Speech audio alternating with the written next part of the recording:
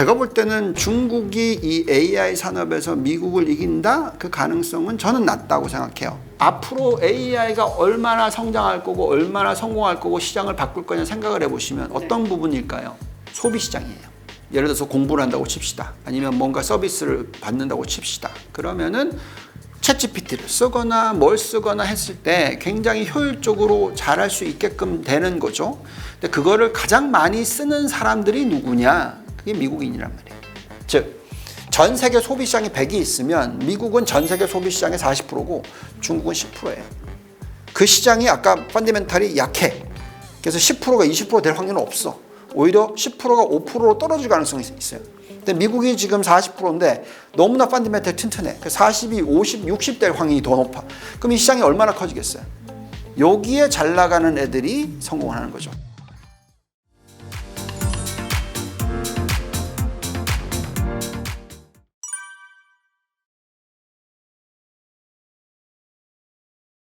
생산성을 가장 빨리 높여주는 산업을 AI다라고 말씀을 해주셨는데, 근데 그런 의미로 보면은 미국만큼이나 중국의 성장세가 무서운 것 같습니다. 실제로 시장에서는 중국을 어떻게 평가하는지 궁금하네요. 우리가 지금 올해 연초 대비해서 수익률을 보시면 미국보다 중국이 좋아요.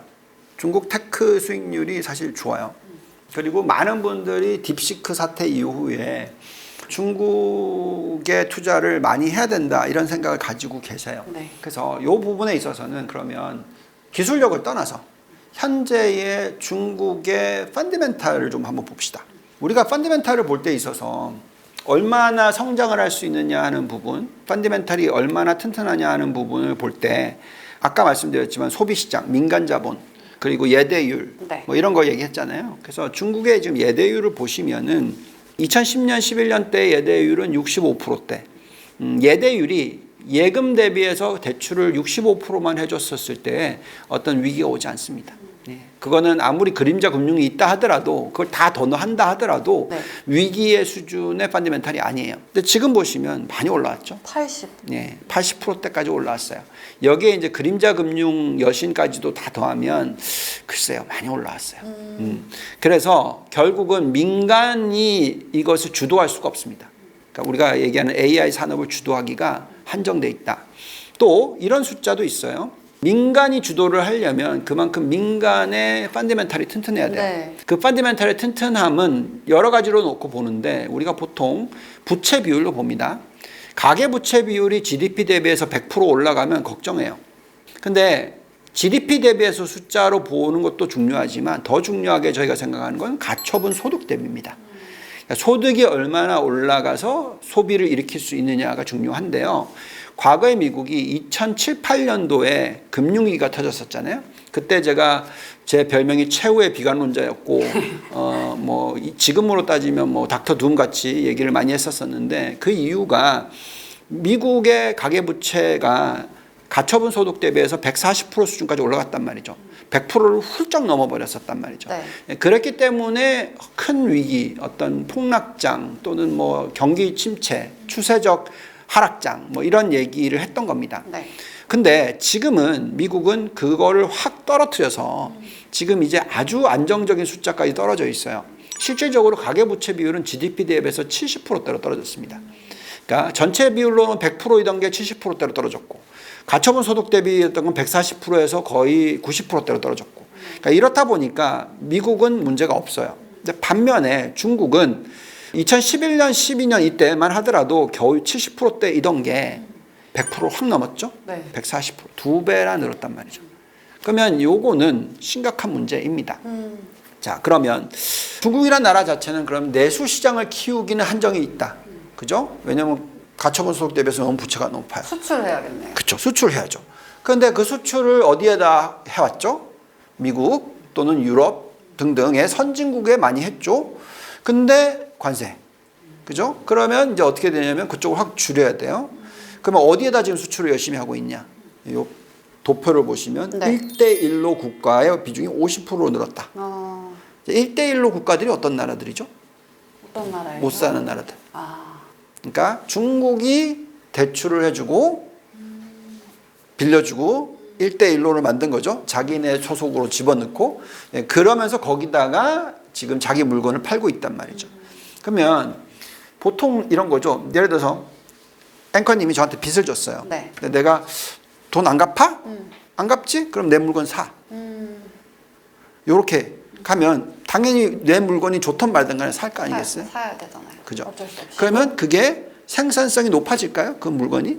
결론은 뭐냐면 쓰게 만드니까 쓰는 사람들과 결국은 안 쓰게 된다는 거죠. 1대1로는 써요. 왜냐하면 자기네 돈을 빌렸기 때문에. 근데 그게 비중이 50%야 이제. 그러면 무슨 얘기냐? 이거 오래 못 간다는 겁니다. 결국 중국의 펀더멘탈은 제 개인적인 판단은 미국과 비교할 수 없을 정도로 약하다. 제 개인적인 의견입니다. 네.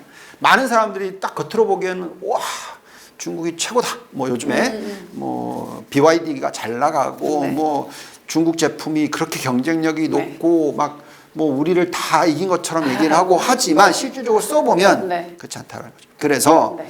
잘못된 생각입니다. 미국을 중국이 이길 수 있다. 결국은 펀더멘탈을 들여다봐야 되고 그 펀더멘탈을 들여다봤었을 때 아직까지도 중국은 미국과의 거리, 심지어 우리와의 거리도 한참 멀었다. 지금 제가 여쭤보려고 했던 게 사실 중국이 네. AI 산업에서 미국을 앞서는 게 아니냐라는 질문이었거든요. 왜냐하면 사실 미국 기업에서 일하는 많은 비중이 중국계 미국인들도 많고 그렇기 때문에 좀 그런 쪽에서는 중국이 미국보다 생산이 있지 않을까라는 생각이었거든요. 본부장님 전혀 아니시죠? 네, 전혀 그렇게 동의를 하지 않고요. 네. 자, 이렇게 한번 생각해 볼게요. 우리나라가 옛날에 못 살 때 전 세계적으로 가장 IQ가 좋은 사람이 우리나라에서 나왔어요. IQ 210이었나? 근데 그분이 지금 뭘 하고 있죠? 아무것도 안 하고 있어요. 오케이? 자, 네. 우리가 흔히 얘기하는 스마트함, 똑똑함, 기술의 엄청난 앞서감 뭐 이런 것이 나왔다고 쳐요. 그게 소비자와 거리가 너무 멀면 멀수록 그 사람은 성공을 못해요. 너무 앞서간다는 말인가요? 예, 그러니까 기본적으로 이 기술에 있어서도 그 기술이 있었을 때 그 기술을 뒷받침해주고 그거를 도와주고 시스템적으로 만들어지고 그래야지만 커지는 겁니다.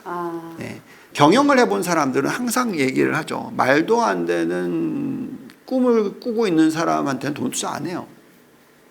얼마나 그게 혁신적으로 될 수 있느냐의 타이밍을 보고 투자를 하거든요.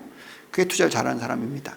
그래서 제가 볼 때는 중국이 이 AI 산업에서 미국을 이긴다? 그 가능성은 저는 낮다고 생각해요. 물론 젠슨 황이나 이런 분들이 대만 출신 사람들이 그만큼 이제 중국계 쪽의 사람들이 그렇게 얘기를 할 수 있어요. 우리가 인정할 만한 부분은 우리나라 사람이 똑똑하잖아요. 똑똑하죠. 예, 그죠? 유대인들보다 IQ가 높다 평균적으로 그런 얘기까지 하죠.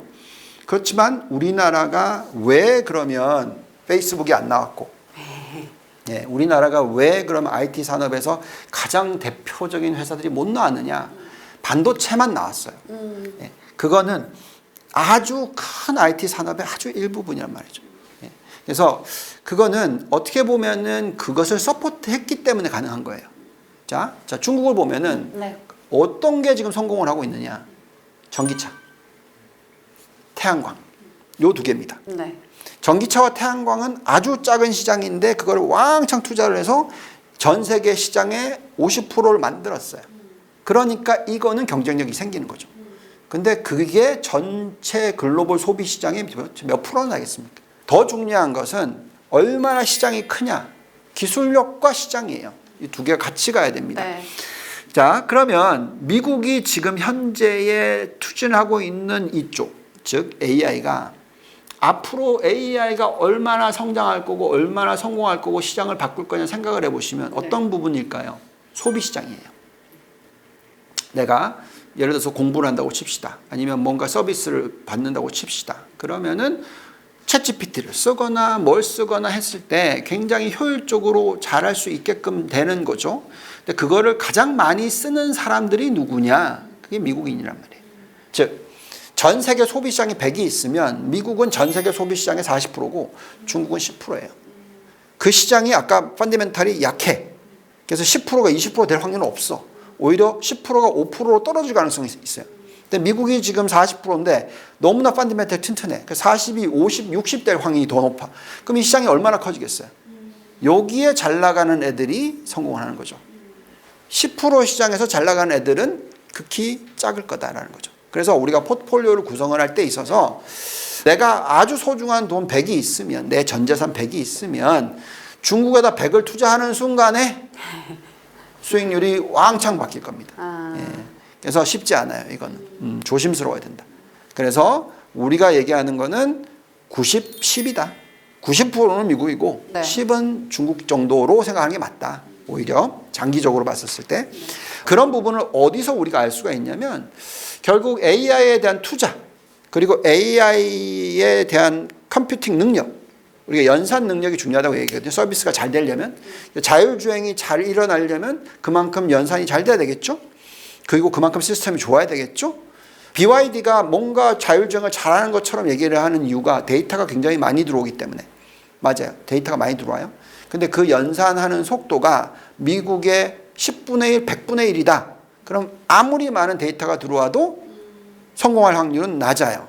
오케이? 인구의 차이가 10배라 하더라도. 네. 예, 그래서 결국은 연산 능력과 투자의 속도인데 미국이 중국의 4배고 시장의 규모가 미국이 중국의 4배고 투자와 소비가 둘 다 미국이 중국의 4배인데다가 연산 능력과 속도는 미국의 20배란 말이에요. 그래서 요거를 컴바인을 시키면 제가 볼 때는 중국이 이 AI 산업에서 미국을 초과하고 이길 수 있을 확률은 너무나 낮다.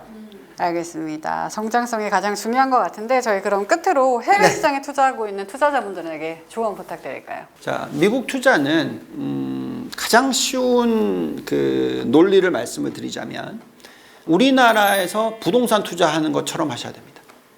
되게 길게. 그러니까 우리나라는 과거 몇십 년으로 따지자면 최근 2년은 이제 안 그렇고 앞으로도 안 그렇겠지만 과거의 역사상으로는 부동산에만 투자를 해도 연복리 수익률 8%, 10%가 나옵니다.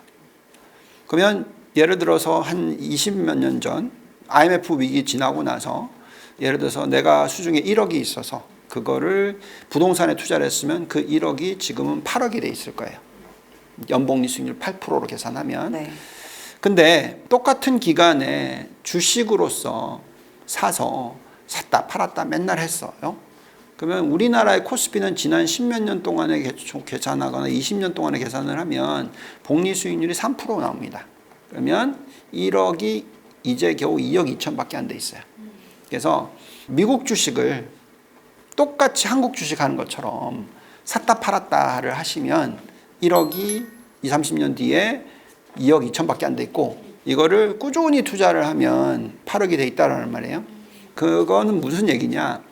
우리나라의 개인들의 그 구조를 보시면 금융자산 20, 30%에 부동산 7, 80%예요.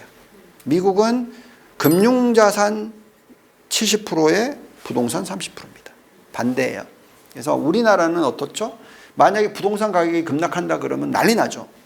막 정권의 정책들이 막 나오죠. 예, 똑같습니다. 미국은 만약에 주식시장이 폭락을 한다라는 체계로 가면 큰일 나는 거예요.